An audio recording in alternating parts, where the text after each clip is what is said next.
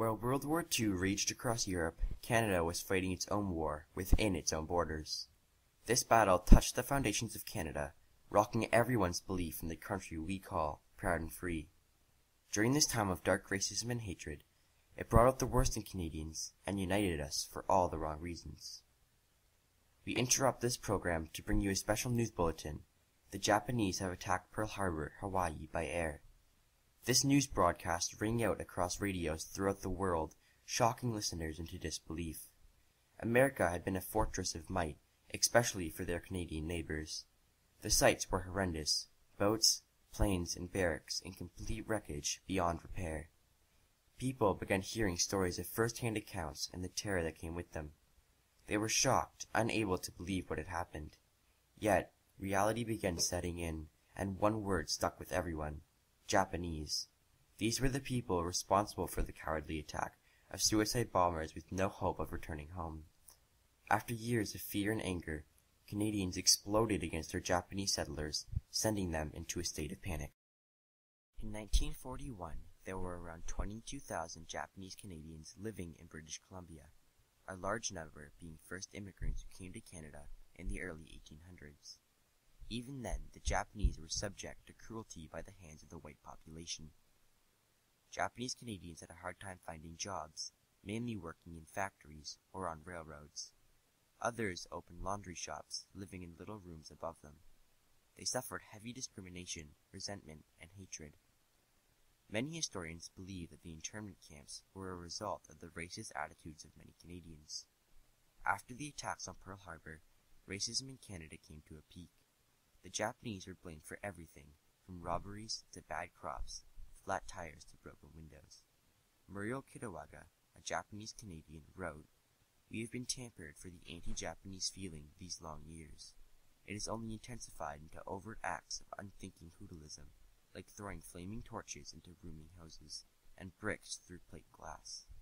The prosecution began to worsen when Japanese forces attacked Hong Kong, killing and capturing over 2,000 Canadian soldiers. Muriel Kitawaga continued, "BC is falling all over itself in the scramble to be the first to kick us out from our jobs and homes. It has just boiled down to race persecution, and signs have been posted on all highways: Japs, keep out. We are tightening our belts for the starvation to come, the diseases, the crippling, the twisting of our souls. Death would be the easiest to bear." The racist actions intensified, and many Canadians began calling on the government, urging the British Columbian government to take action on what they thought was an urgent threat. Prime Minister Mackenzie King was happy to take action. He saw this as an opportunity to gain the confidence and votes from those in British Columbia. They were causing a threat to Canada, and so immediate action was taken. The Canadian Pacific Railway fired all of its Japanese workers, followed by other Canadian industries. Mackenzie aimed to incinerate Japanese males aging 14 to 45. An 100-mile-wide strip along the Pacific coast was declared a protected area, patrolled by the military and police forces. On March 4, 1942, all people of Japanese descent were forced to leave the area, packing a single suitcase and waiting in holding areas to be relocated inland. Sometimes families waited for months, living in these holding areas. Yukiharu Mishubu, a Japanese teenager, said, "Hundreds of women and children were squeezed into the livestock building, each family separated from the next by a flimsy piece of cloth hung from the upper deck of a double-deck steel bunks.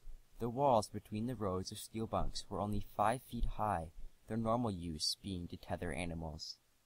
After families endured endless months in these terrible conditions, Japanese Canadians were shipped in sealed trains. Families were split apart, the men leaving to work on roads with no pay, and women and children forced to live in shantytowns, which were slum settlements in the wilderness.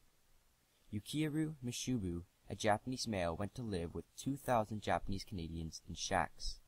In her book Naomi's Road, Joy Kagawa wrote, "Every morning I wake up in a narrow bunk bed by the stove. I wish and wish we could go home. I don't want to be in this house of the bears with newspaper walls." To make matters worse, the government began selling everything the Japanese owned. Their houses, cars, businesses, and any property they had was sold, gone like it never existed. It was almost like they were trying to erase the Japanese lives from existence.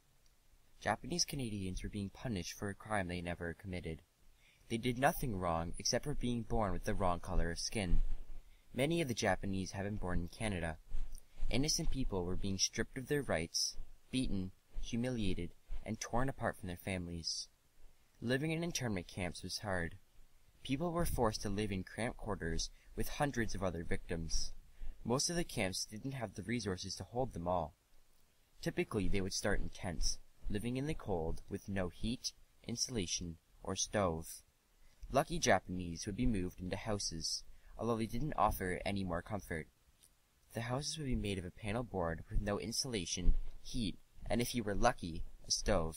Hideo Kukubo said, "I was in that camp for 4 years. When it got cold, the temperature went down as much as 60 below. The buildings stood on flat land beside a lake. We lived in huts with no insulation. Even if we had the stove burning, the inside of the windows would be all frosted up and white, really white. I had to lie in bed with everything on that I had. At one time, there were 720 people there, all men, and a lot of them were old men." In the years to come, many of the camps were improved, adding education, entertainment, and better living conditions. Yet, life was still terribly hard. With another election approaching fast, King decided to make another law against the Japanese Canadians. Now, every Japanese Canadian would be deported if they did not leave British Columbia. This law also stated that the Japanese Canadians who left British Columbia were prohibited to buy, lease, or sell land. They even needed a special license to grow crops. The licenses were upheld until April 1946. Out of the 22,000 Japanese Canadians placed in the camps, over 4,000 were stripped of their Canadian citizenship and deported to Japan. Additionally, 6,000 more were sent when the war ended. In 1888, 46 years after the Japanese Canadians suffered cruelty by the hands of the Canadian government, they were given a compensation package of $21,000 for all they had endured. In total, $12 million were given out. Even today, over 67 years after the end of World War II, the scars of what Canadians inflicted upon Japanese Canadians are ever present and horrifying. They were innocent, and yet we persecuted them, torturing them for actions they never committed. We stripped them of their rights, tore them from their homes and families, and sold all of their possessions and life work. Never in history has Canada treated immigrants the way we did, and forever we will remember the pain, sorrow, and misery we caused. This was one of Canada's darkest periods in history, stretching past conscription, the prohibition of alcohol, and the Indian residential schools. In conclusion, who? The Japanese internment camps targeted anyone of or relating to Japanese descent. What? The Japanese internment camps took Japanese people away from their homes and forced them to stay in camps with various conditions. Men were forced to work, while women and children were forced to stay in shantytowns. When? The Japanese internment camps were created after the attack on Pearl Harbor in late 1941. Where? The Japanese internment camps were held all across Canada, but mainly in British Columbia. Why? Many people believe that the camps were a result of severe racism, hatred, discrimination, and fear.